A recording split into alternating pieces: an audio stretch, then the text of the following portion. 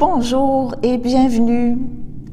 Oui, je suis aujourd'hui dans une salle de sport, de yoga, où une fois par semaine, je viens faire du yoga. Moi, j'ai une histoire avec le corps, comme toutes les femmes, tous les hommes, vous aussi. Hein? On a tous toute une histoire avec notre corps. Moi, j'étais une personne très sportive, dépassement, comparaison, dépassement, tout ça. Et j'avais une relation d'amour-haine avec le yoga. C'est-à-dire que j'avais pas compris, je crois que j'avais pas compris l'essence de cette pratique-là. Et je me forçais trop et je me blessais. Que c'est difficile de respecter ses limites quand on a été, c'est ça, dans un esprit plus sportif de dépassement, là. Et au moment donné, il m'arrive que je me blesse de plus en plus souvent. D'ailleurs, dans la vie, ça m'est toujours arrivé que j'ai eu des blessures. Et tranquillement, pas vite, ça commence à rentrer que j'ai absolument besoin d'écouter mon corps. Vraiment, vraiment. Quand il parle, même quand il ne me parle pas fort. Et ça m'est arrivé encore, là. Je l'ai senti avant de faire une chute, là, qui m'a handicapée pendant un mois. Et j'avais senti avant que c'était assez, mais j'étais pas seule. J'avais dit que je voulais retourner. Moi, ça m'arrive jamais dire que j'ai assez marché. Ça m'arrive très rarement. Mais là, c'était arrivé, je l'avais prononcé, mais je n'avais pas réitéré ma demande. Ou simplement dit, si tu veux aller plus loin, vas-y, moi, je vais retourner. Et effectivement, un peu plus loin, j'ai fait une belle chute. Et je trouve ça intéressant parce qu'en même temps, là, ça fait pas encore un an, là, j'ai commencé à faire un yoga doux. Et ce que j'apprends et ce qui me surprend, c'est que, premièrement, je peux faire des activités douces, j'ai pas besoin de me pousser. Deuxièmement, je ne suis pas obligée de marcher à tout coup. Les fameux 10 000 pas, là, je ne les faisais pas nécessairement, mais j'avais un target de 5 km par jour en moyenne, et puis de préférence un peu plus. Mais là, j'ai observé en dernier que des fois, je me poussais pour y aller alors que ça ne me tentait pas. Et grâce à ma belle chute, j'ai dû lâcher ça. Et là, j'ai décidé que je lâchais le compteur. Hein. On a tous un téléphone avec les compteurs de bas, de kilométrage, tout ça. En tout cas, vous certainement aussi. Et là, j'ai décidé que je lâchais ça. Comme par hasard, j'ai pas pu marcher ou très peu. Là, ça commence tranquillement. Mais je ne veux plus mesurer. Je ne veux plus mesurer parce que je me suis mise dans un état de « il faut ».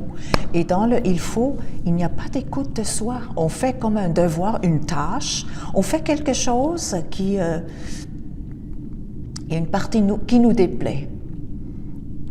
On peut discuter, on va peut-être discuter une autre fois par rapport à la discipline, comme c'est parfois important de se dépasser. Mais dans une approche de plaisir, d'être en forme dans le plaisir, les « il faut », là, ça peut être très nuisible dans mon cas. Mais moi, j'ai cette personnalité d'ex-sportive. Alors, ça m'a vraiment joué des mauvais tours et en même temps, ça m'a fait me dépasser. Et ce que j'ai raconté par rapport à mon rêve impossible que j'ai réalisé, ben, c'était du dépassement, mais j'étais portée et transportée. Je n'étais pas dans le « il faut » et « je dois ». Je n'étais pas là-dedans. C'était ça la magie. J'étais portée, transportée et j'ai resté en santé. Alors c'était merveilleux là. J'ai eu, vous réécouterez là cette vidéo-là. C'est une qui arrive encore à me mettre les larmes dans les yeux, hein? Comme quand on parle d'un accouchement. Hein? On parle des fois de ça, puis ça nous touche encore là profondément. Alors. Écoutez la petite voix. Moi, j'apprends ça, là. Ça fait quand même un bout de temps. J'ai beaucoup diminué, là, mes exigences, mais je pense que dans le moment, c'est encore trop ce que j'ai dans mes standards. On dirait que mes standards s'adaptent après une blessure. Et là, je ne veux plus aller là. Vraiment pas. Je veux être préventive. Je veux être à l'écoute.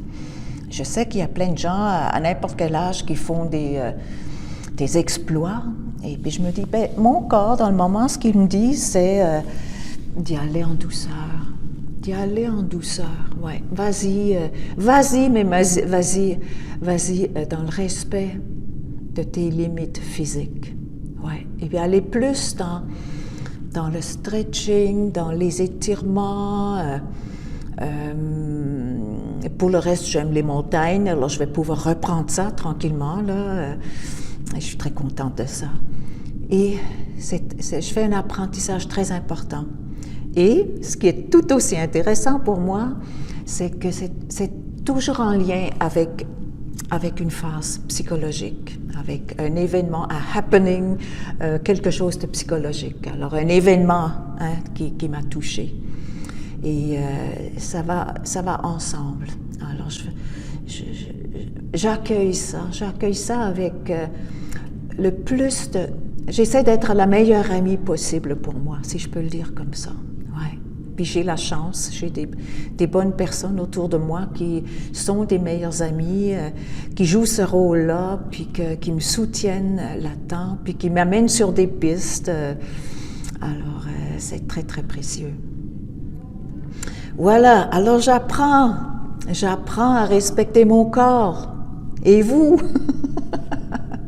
Je suis pas arrivée là, je suis en route vers ça.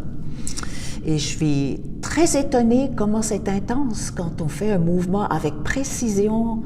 Et ouais, je travaille fort dans mes cours de yoga, d'où je travaille fort là-dedans, puis je suis pas la seule à travailler fort. Et j'ai une excellente prof qui est très ingénieure. Elle est vraiment très précise. Elle nous corrige dans les mouvements. Puis j'aime beaucoup ça, parce que tout seul, on a tendance à faire des mauvais mouvements. On a des mauvais plis dans notre corps pour se protéger, alors qu'on a besoin de dépasser ça. Et ça, c'est une autre histoire. Ça demande vraiment de la continuité, puis justement de la bienveillance et de l'écoute de soi. Hey, dites-moi donc, vous, comment vous faites ça avec votre corps, là, quand vous n'avez plus 20 ans, ou 30, ou 40, ou 50? Je vais avoir bientôt 66. Ouh! Dans ma tête, c'était vieux, hein? Puis moi j'ai 20 ans, tu sais. Que voulez-vous, là? J'ai toujours 20 ans. Et tranquillement, j'accepte que j'ai toujours 20 ans, et mon corps a quand même 66 ans. Bientôt 67. Bon, alors, je vais m'arrêter là-dessus. Je vous embrasse, je vous dis à bientôt. Bisous, portez-vous bien.